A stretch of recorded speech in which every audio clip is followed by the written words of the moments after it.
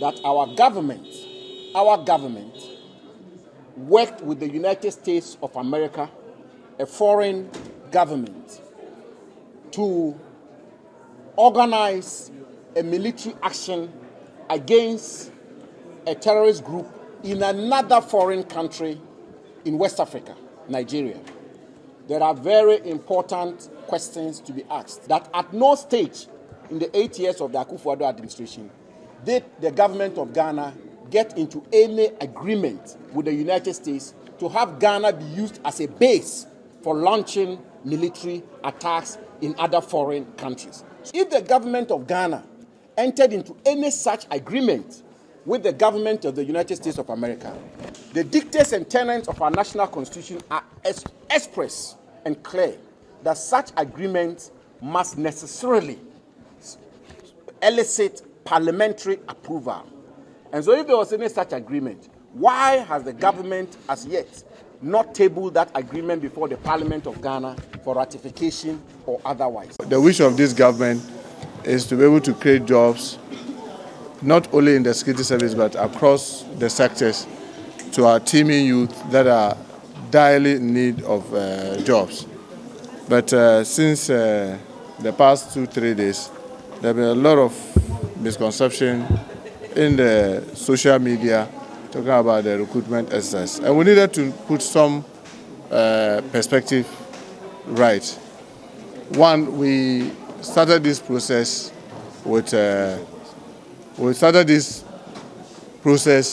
in December with the hope of trying to make the system as transparent as possible.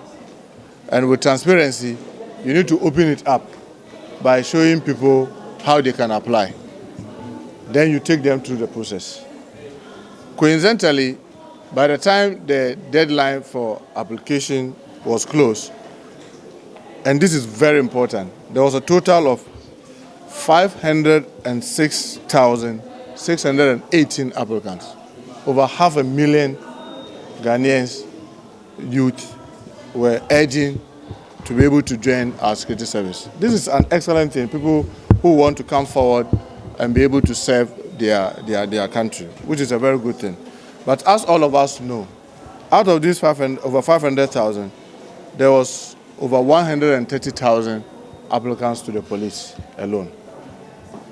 And let me say this, the current police strength we have today, from the IGP to the last constable, is 49,000.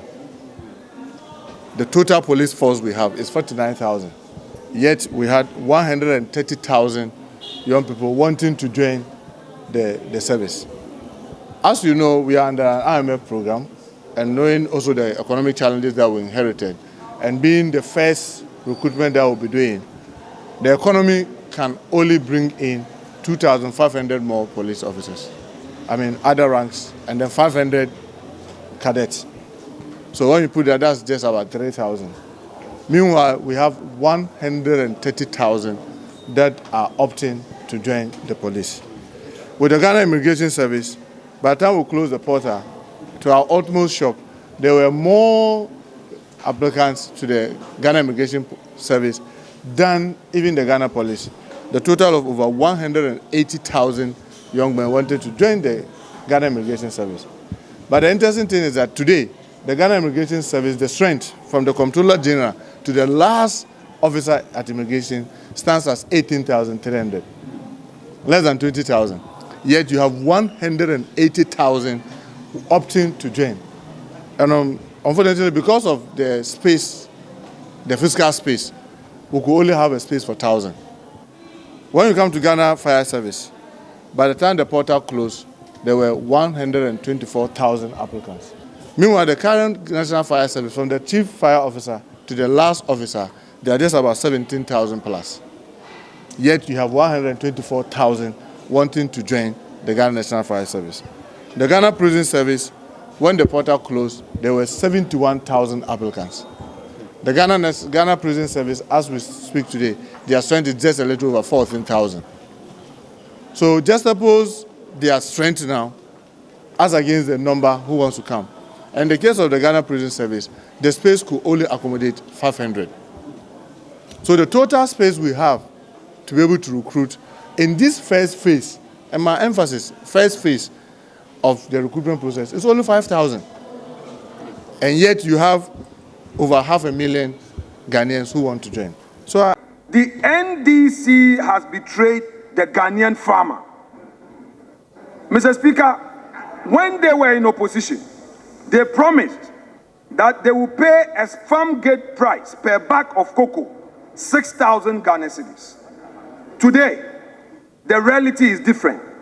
When farmers woke up one day, the finance minister at the Ministry of Finance, through a press conference, announced a haircut, reduced the price per bag to 2,587. This very disappointing. The farmer who believed in the promises of NDC was disappointed. And what did the president say? We should tighten our belt. Meanwhile, Mr. Speaker, the president is busily ordering for a new aircraft. Mr. Speaker, it is not only the cocoa farmer who is suffering. The rice farmer, who has invested heavily in rice production, is also suffering. Mr. Speaker, rice farmers cannot get market for their produce. Mr. Speaker, the rice farmers are suffering. The Gold for Oil Reserve program that this administration is marketing to Ghanaians as a signature innovation was never invented by this government. It was conceived, designed, and launched by the NPP administration, spearheaded by the former Vice President, Dr. Mahamudu Bawumia. Mr. Speaker, it was our policy, our framework, our initiative. What this administration has done is to take that program, rebrand it, put their name on the door, and present it to the world as though they thought of it themselves. We hereby submit that, Mr. Speaker, it is time the government gave to Bawumia what belongs to Bawumia. There is nothing wrong with continuing a good policy. What is wrong, what is dishonest, and what this minority will not allow to pass without challenge is claiming the intellectual and policy credit for a program the NDC spent years opposing and which MPP built from the ground up. Mr. Speaker, Ghana cannot learn right lessons from its recent economic history if those in power are permitted to rewrite it. This minority will not allow that rewriting to stand. Let us be clear-eyed about the ruins we inherited. On the 19th of December 2022, Ghana fell. We declared a debt default, a dark, cold day when our national wealth was no longer our bond.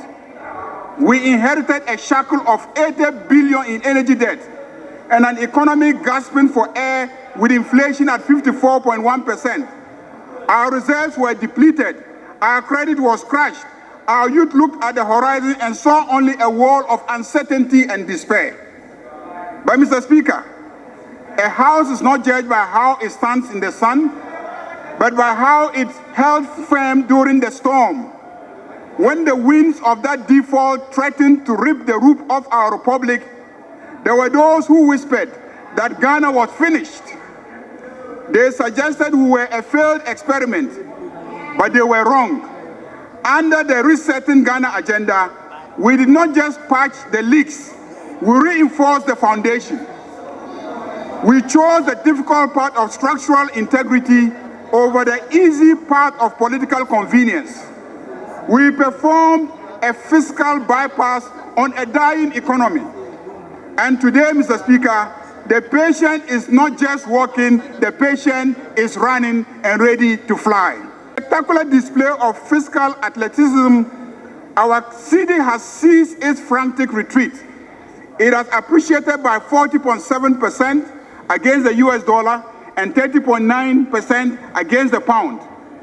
We settled a 709 million euro bond ahead of schedule, not because we had excess, but because we had discipline. Today, the global arbiters, Fitch, Moody's, and S&P now sing a chorus of approval with a triple credit upgrade. This is not a trophy for the cabinet. It is a certificate of strength for every Ghanaian who kept faith when the nights were cold. Mr. Speaker, my friends on the other side say they are just statistics. To them, I say numbers are the language of the state. But food is the language of the home.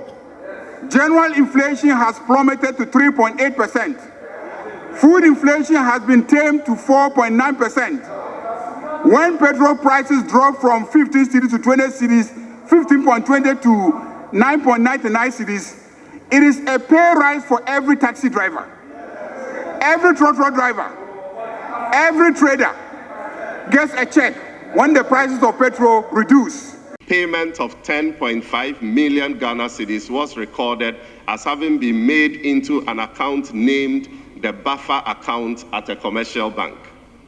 Upon verification, the bank confirmed that it had never received such payment. The account number cited did not exist within the bank's records and did not even conform to its account numbering format. The evidence from the audit pointed to a completely fictitious account. Mr. Speaker, as a result of these fictitious accounts linked to the One District, One Factory payments, the entire 1D, 1F scheme requires a forensic audit which will be carried out soon. More so when government is said to have spent 391 million Ghana cedis as its contribution towards 1D, 1F interest subsidies as at the end of 2024. These recycled claims originated from the following MDAs. Ministry of Roads and Highways, 3.6 billion Ghana cedis. Ministry of Health, 384.8 million Ghana cedis. Ministry of Energy, 216.7 million Ghana cedis. Ministry of Food and Agriculture, 57 million Ghana cedis. Ministry of Defense, 40.9 million Ghana cedis. Independent power producers, 36.4 million Ghana cedis. Ministry of Finance, 26.4 million Ghana cedis. And Ministry of Interior, 3.1 million Ghana cedis. Mr. Speaker, but for our vigilance, the Ghanaian taxpayer would have lost a colossal 4.4 billion Ghana cedis in these recycled claims. Mr. Speaker, auditors identified duplicated and overstated claims by MDAs totaling 1.4 billion Ghana cedis. These MDAs include the Ministry of Local Government, Chieftaincy and Religious Affairs, an amount of 408.3 million Ghana cedis. Ministry of Energy, 386.7 million Ghana cedis. The National Service Scheme, 334.5 million Ghana cedis. Ministry of Roads and Highways, 125.65 million Ghana cedis. Ministry of Health, 114.2 million Ghana cedis. And the NCCE, 8.8 million Ghana cedis. This I have to say concerning the electoral demarcations in Ghana. It was a statement heavily made by one of the honorable members from Tatale Sanguli, and that had to do with the demarcations of our electoral areas. So I found it very necessary to contribute to it, and I really had a bite to it. And what I actually contributed was just so simple that most of our electoral areas, especially on the part of the country where we come from, you see settlements not very close to each other, and that becomes a problem, especially when it had to do with voting time. Most of these communities have elderly people who have to be carried from one place to another because of voting. And that actually discourages a lot of people within the constituencies or districts to really participate in national voting. So I think that it will be worth considering from the point of the Electoral Commission that they review some of these demarcations that they are currently operating, and that people should be relieved of such challenges. In fact, if you come to my constituency, we have a lot of communities that actually cry out for some of these demarcations that they are actually left out of voting.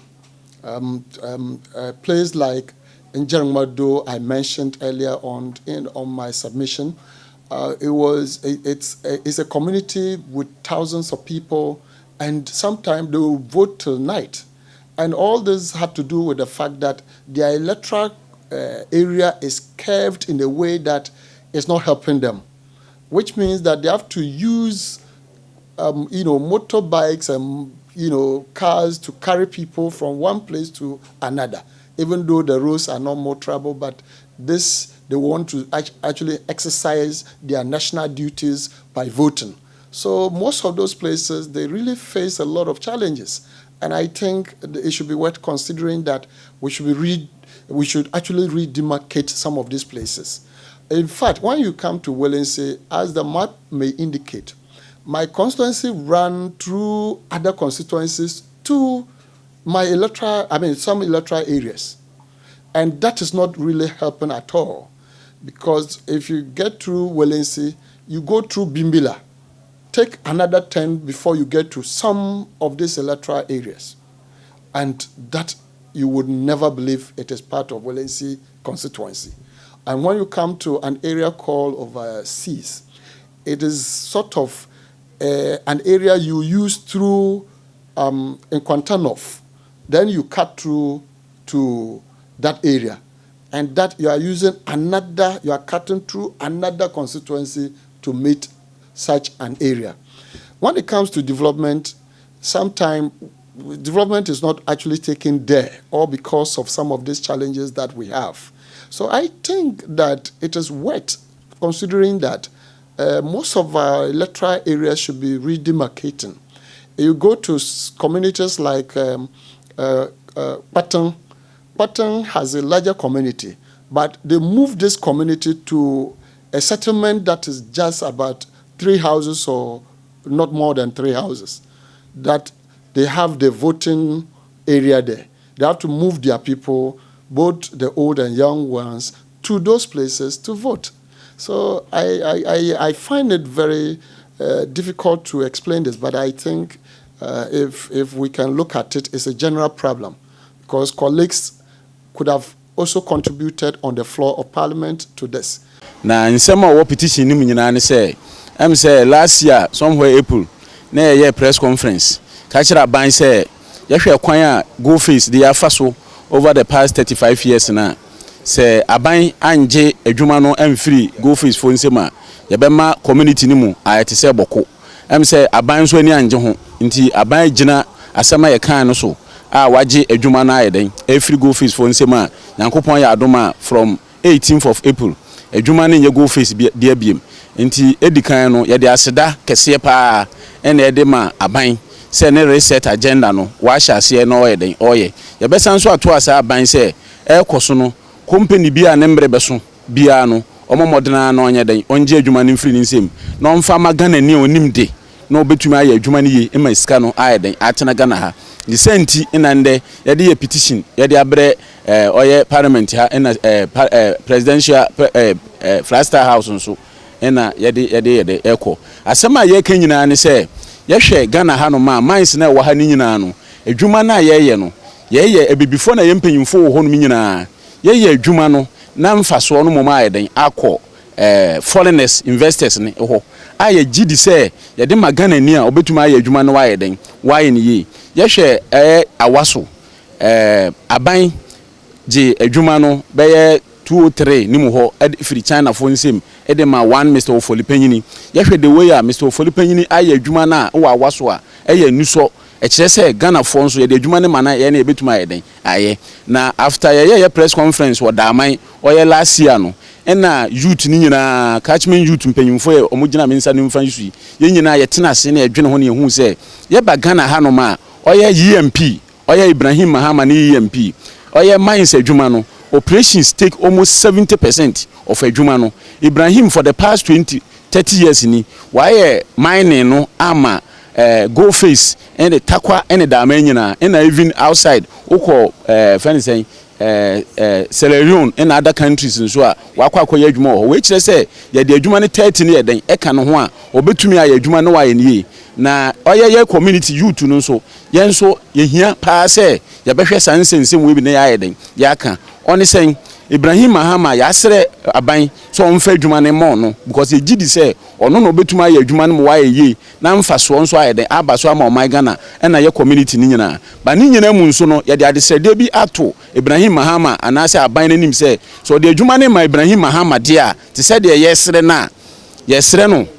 no oye for the past 35 years oba ye catchment community ni ma developmental project papa bia no hono ma go face aye de o ma ye no ye kan no kura ye peanut eni o man ketinkiti bia amfa so bebira anye den ambrɛn for instance okɔ daman nimpa bɛyɛ 5000 wo community ni mu no toilet community resettlement 1 pɛ portable drinking water bi ni ho okɔ ba bi te sɛ ampoyo resettlement omunya portable water no omunya toilet wo ho gutters in a developmental project road oba ye catchment community ni ma from Subiri ede Kotakwa 17 kilometers minuanom de ha adwene say ye ne hospital wo ho enso oye previous company no ye go face omo de omo hospital wo ho omo ye den omo ko ba ye catchment community de ha adwene say bibi kakra bi ye wanadwo ana even daytime ye de obeduru takwa no na nimpa na ye den akababi nti yesra ban se o de adwuma ne ma Ibrahim Mahama sa developmental project nyina no omomodena no mboye no mbeye sa adwuma ne nyina bi nya den endum communities no na mfa ne tampem fra yenwie de yesanso asre ne se o my Ghana enso percentage no as a youth yet say mines my wem na percentage ne 10% ahayen nti o de adwuma ne ma Ibrahim Mahama no yesanso asre no so o ma percentage Ghana percentage no emfiri 10% na onye den onkosoro na employment nso ade hia yie pa menuanu ma me no mo bae omunyina wo catchment community a omoye chairman na executives of community nim nso adwuma omunye bi no mo ayede omo aye yempre trogo operator yempre hwibalo operator yempre cleaner na mum ye pre say management team no onfa community fo ni bi nya den enhyihyem na mbran say even most of management team no or people are free community nim nti we ni ade a ye de sire aban so omomodena mo wan na onye den onye mai